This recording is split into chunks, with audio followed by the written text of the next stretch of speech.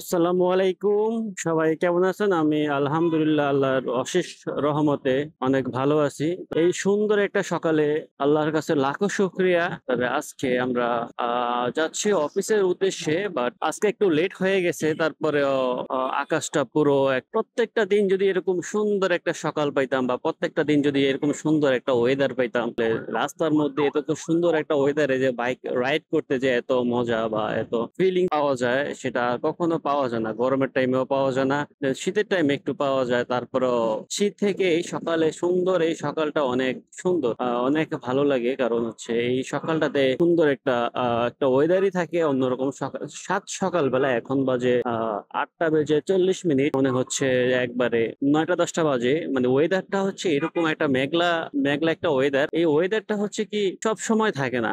গত কয়েক যেমন হচ্ছে গত 2 থেকে 3 দিন আগে, 3 দিন গতকালকেও ছিল, অনেকটাই মেঘলা ছিল, রোদ ছিল, অনেক গরম ছিল। বাট আজকের এই যে সকালটা, ওই সকালটা হচ্ছে সুন্দর একটা ফিলিংস পাওয়ার মতো, বাইক রাইড করার মতো এক সুন্দর একটা সকাল, যেটা আল্লাহ পাক আমাদেরকে দেখার তৌফিক দিয়েছে। সেটার জন্য আল্লাহর কাছে লাখো শুকরিয়া। কারণ সব সময় এরকম সুন্দর সকাল পাওয়া যায় না। জ্যামটা কিরকম থাকে আমি বুঝতেছি না। মনে হচ্ছে একটু বেশি জ্যাম পড়বে কারণ জ্যাম থাকলে একটু বিরক্ত লাগে। তারপর মনে হয় না আজকে বিরক্ত লাগবে। বৃষ্টি নাই, কিন্তু বৃষ্টি বৃষ্টি ভাব, রোদ নাই। এই জন্য আর কি সকালটা, আমার আজকে সকালটা খুবই আলহামদুলিল্লাহ মনে হচ্ছে ভালো যাবে। কারণ প্রত্যেকটা সকাল যদি ভালো যায় আমার মনে হয় দিনটাও ভালো যাবে। এই জন্য এই সুন্দর একটা সকালকে আমি বেছে নিয়েছি। আমি আমার অফিসের উদ্দেশ্যে রওনা দিয়েছি, যাতে আমি সুন্দর একটা সকাল হবে বা সুন্দর একটা ওয়েদারে যাতে সুন্দরভাবে বাইক রাইড করতে পারি, কিছু কথা বলতে পারি, তোদের সাথে একটু গল্প করতে করতে যেতে পারি। এটাই আসলে কি, মনে হয় না জ্যাম পড়বে। কারণ হচ্ছে আজকে মনে হয় না জ্যাম হবে। গত নেক্সট উইকে যে রকম জ্যাম গুলো ছিল, বাট এখনো আজকে সেমটাই পড়বে আমার মনে হচ্ছে। কারণ গাড়ি ঘোড়া যে স্পিড দেখতেছি বা গাড়ি ঘোড়া যে গতি দেখতেছি, সেটা আসলে আমি মনে হচ্ছে, বাট আমি জানি না কেমন জ্যাম হবে। তো আমি তো আমার সর্বোচ্চ গন্তব্য হচ্ছে গুলশান। গুলশান পর্যন্ত বেশি একটা জ্যাম থাকে না। তারপরে মহাখালী থেকে শুরু করে ওইদিকে জ্যাম থাকে। বাট হ্যাঁ, ওইদিকে গেলে সারা দিনটাই আসলে মাটি, তখন বেরোতে হবে সকাল 6টা বা 7টার দিকে। যদি বেরোনো যায় তাহলে ওই দিকের জন্য বেটার। বাট আমার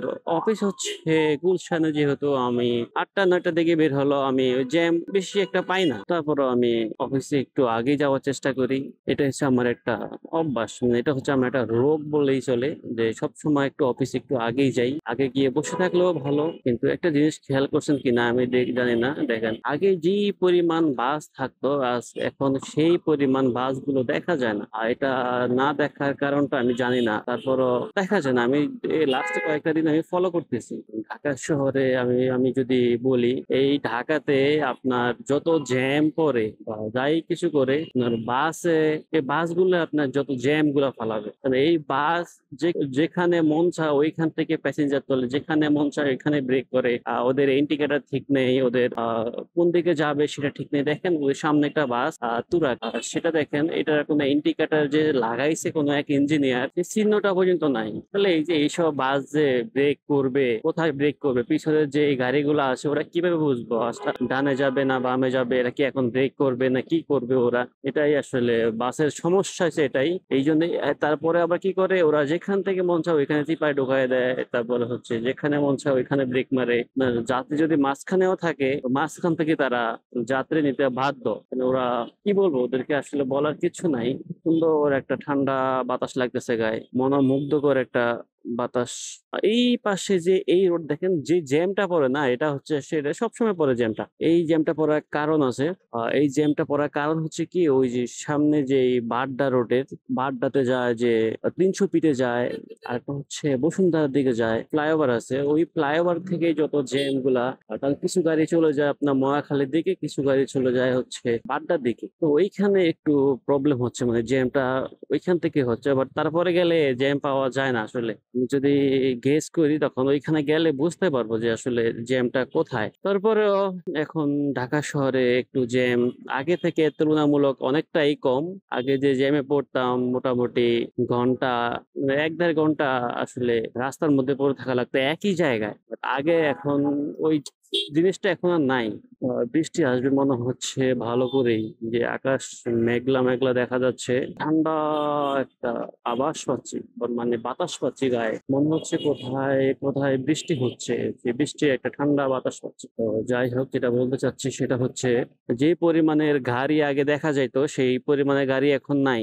আমি যেহেতু কয়েকটা জায়গায় গেলাম, আমি বিশেষ করে বাইরে থাকি। বিশেষ করে আমার অফিস যেই টাইমে ছুটি হয় আমি বাসায় বসে থাকি না। আমি একটু বাইরে ঘুরতে বের হই বা আমার বন্ধু-বান্ধবের সাথে একটু আড্ডা দিতে যখন বের হই, ওদেরকে নিয়ে ঘুরতে যাই তখন আসলে ততটা মানে আগে যেরকম গাড়িগুলো আমরা দেখতাম বাট এখন সেই গাড়িগুলা আর দেখা যায় না। আর এখানে সুন্দর একটা বাইকের কি বলে এটা?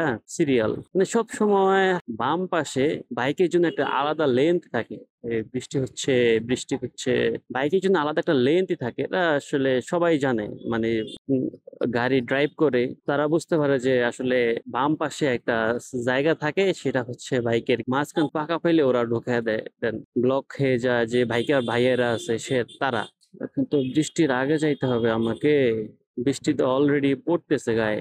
তো দেখি আল্লাহর রহমতে যদি যাই, আগে আগে যাওয়াই ভালো। ওই জ্যামটা যদি একটু কাটাতে পারি তাহলে মনে হয় চলে যেতে পারবো। আজকে জ্যাম বেশি একটা পাবো না যদিও। আচ্ছা, আমি আগে আগে তো বলা যায় না। আমি চেষ্টা করি আগে যাওয়ার জন্য। আমি জানি জ্যাম পড়বে না। ঢাকাতেই ছিলাম যে জুলাইয়ের আগে। জুলাইয়ের পরে অনেকই জ্যাম থাকতো, এটা আসলে বাস্তব।